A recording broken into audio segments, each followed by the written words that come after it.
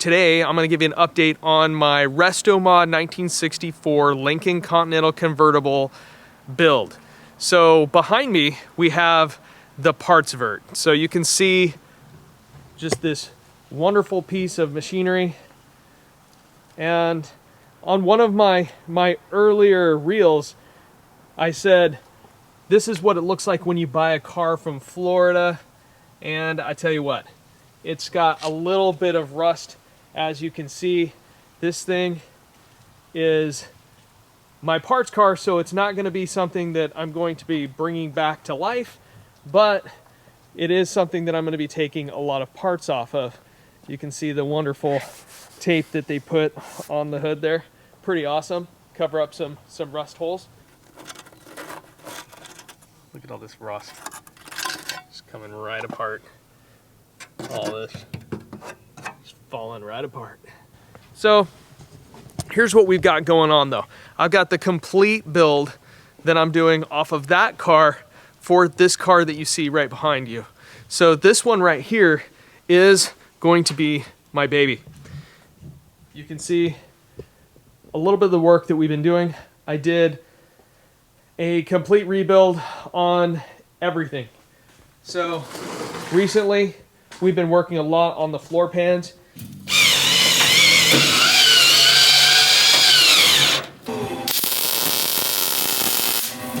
You can see this has all been replaced. Still in the process here.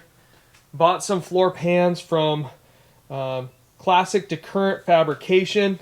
Found out that the floor pans were a little bit shorter because a 1963 Lincoln, 61 through 63, has 4 inches shorter on the back seat. So a little bit more leg room on a 64, which is what I have. So we had to take 2 sets and piece that together. But we got really nice new metal all through there.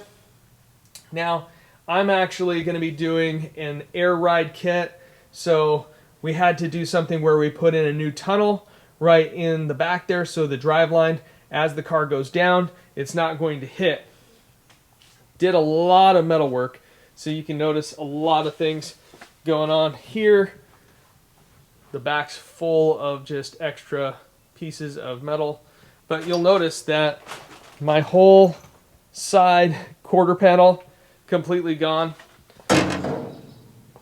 This is a brand new quarter panel, never used. Found this one in a guy's garage that had bought a replacement part from 1963. Fortunately, it fit on the 64. Had it powder coated and put on. The engine bay. Getting this thing all ready to go. And we're going to be putting an LS3. I'll show you the LS3 here in a second. But you can see where this is notched out. A little bit more room for the LS3. Yes, it's a Chevy engine. You can find it in the Corvettes. And I decided that I wanted to put that in here. We'll go over horsepower and some of that. This whole back wall will be shaved. And we'll do a Restomod air kit. So it's got heating and air conditioning. You can see on this side. Front quarter panel is completely gone. Working on replacing some metalwork back here in the corner. This was a little bit of work of art right here. You can see this whole bottom corner here was completely rusted out. This was the original piece.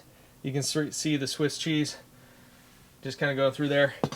We had to hand form a new piece of metal to replace all of it right through this whole bit. I haven't grinded down all of the weld yet, but we're going to be doing that. I gotta tell you, there's one thing that I really love. It's grinding metal. Said no one ever. Here's my LS3. It's a little wrapped up at the moment, but I can tell you this is an absolute beast. I went through, customized the color, put a new intake on it, and I think that this thing's going to be probably about 550 horsepower. This thing is going to be an absolute beast. People have asked what color I'm planning on painting it. This is called Huron Blue, It's a color that you can find on the Range Rovers. It's kind of a gray blue. You look at it in the different lights and it really kind of glimmers differently. I'll show it just a little bit better. I just absolutely love the color. This was a test run just to see if I did like it. Interested to hear what you guys think, but I really like those Range Rover colors. Think it's gonna be really nice on my Lincoln. This may just look like a convertible top hinge, nothing special here. I tell you what, this was a tremendous amount of work to put together. Each one of these pins had to come out. We had to build new washers and spacers and sleeves for it out of neoprene. We went through, completely had this whole thing powder coated. It's basically a whole brand new convertible top, and this is the convertible top that you can get on a 64. Very hard to find, so anyone wanting to refurbish this had to go through the process of individually redoing it. There's not a whole lot online about it. It was a lot of work. I have this thing on a cart so that way we can wheel it around and make sure we've gotten every single bolt, everything out of here. You can see all the inside of the wheel well. This all got powder coated. The guys that did the epoxy and the sandblast didn't do a really good job of getting all of the tar and just all the old gunk off of there. So I'm going through and I'm just scraping all these things off. And you can see everything. You see that black, it's just tar that's coming off. So that way it's a nice smooth surface.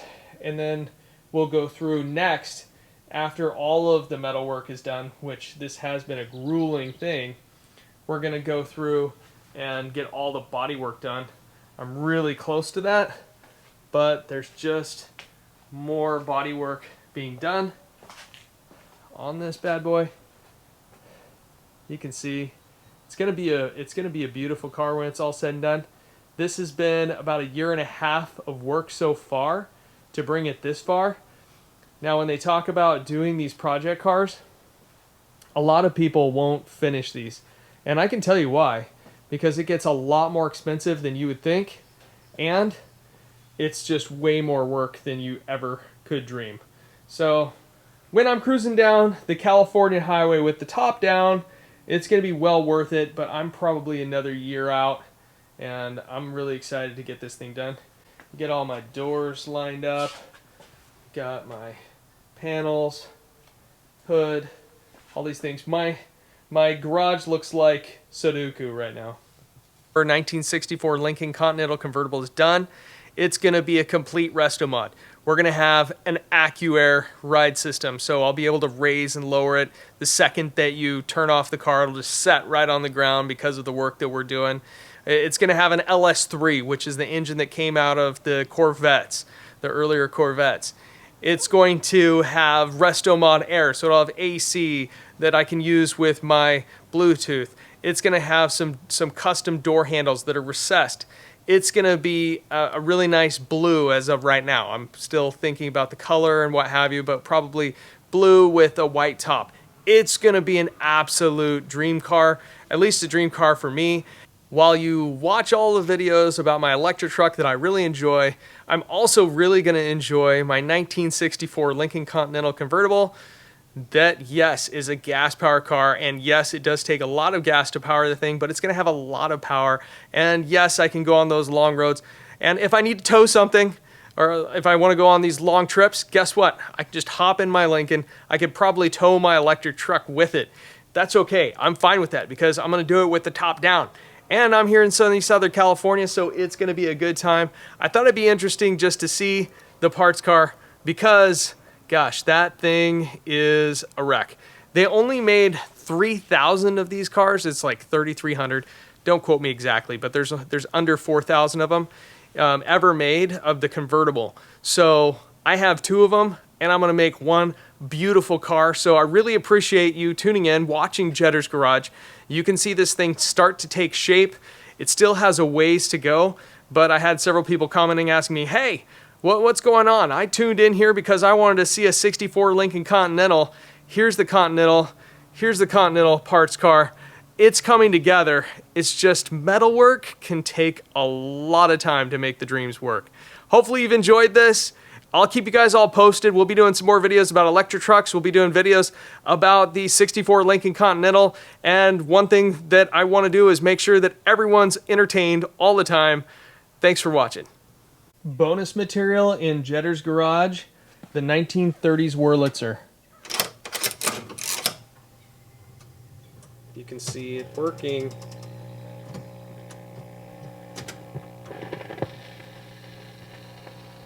Here's that band again. Still works. Actually, it works after I completely refurbished it. Really cool. Wurlitzer jukebox. They didn't make a lot of these, but sure is really fun to have in the garage while I'm working. I'd be really interested to hear what are the things that you guys want to see the most when it comes to the rebuild of this 64 Lincoln Continental convertible. Happy to show you guys the process along the way. We've done a lot of metal work so far, and I'm excited to see what it looks like as we get to the next stage. So put in your comments, let me know what you guys want to see, what's the process that you're more interested in, and I'll try to do my best to document that so that way you guys have a sneak peek into the life of redoing a 1964 Lincoln Continental convertible.